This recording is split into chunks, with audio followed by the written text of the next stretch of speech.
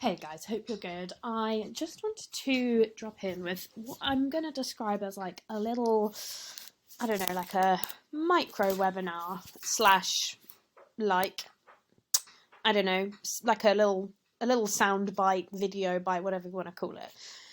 And the topic of this is going to be positive thinking.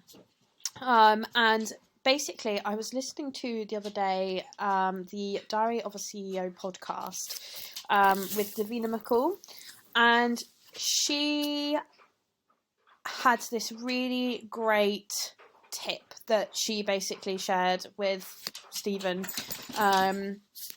about how to think more positively, because she was saying I can really pride myself on my ability to think positively, and this is how she kind of like teaches others to think positively. So if you find that you are someone that's quite hard on yourself, even if like really good things happen, you kind of generally just focus on the bad things that, have happened. For instance, let's say, let's say you've lost like £2 this week, but instead of focusing on, that £2 that you have lost, you're focusing on the fact that you've still got £30 left to lose.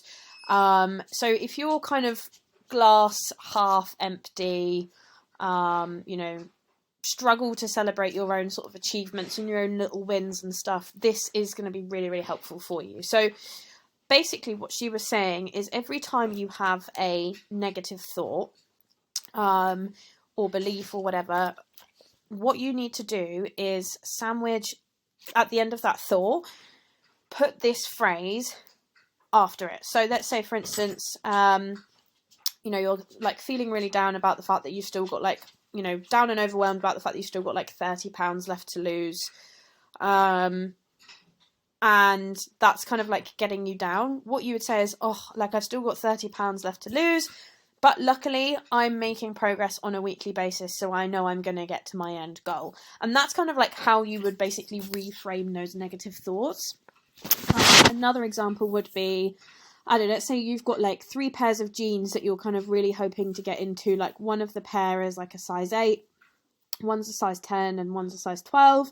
And you can, you've just been able to fit into the size 12, but you're kind of like, upset about the fact that you can't, fit into the size 8 yet. You would say, I can't fit into my size 8 jeans yet, but luckily I can fit into my size 12 jeans, and before I was a size 14.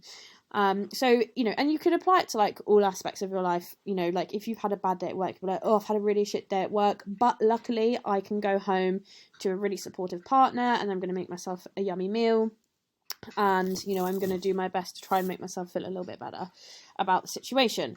So yeah, just adding that like, but luckily to the end of all of your negative thoughts, like it's kind of like looking for the silver lining in every grey cloud that you have. And there will always be like some sort of positive that you can find in the situation, like always, no matter like how bad the situation is, there will always be some sort of positive that can come from it. It's like, it's an absolute given, even if that, that thought is really, or like what's happened is really, really bad. There will always be some sort of positive that you can find. And if you can't find it, like, manufacture it.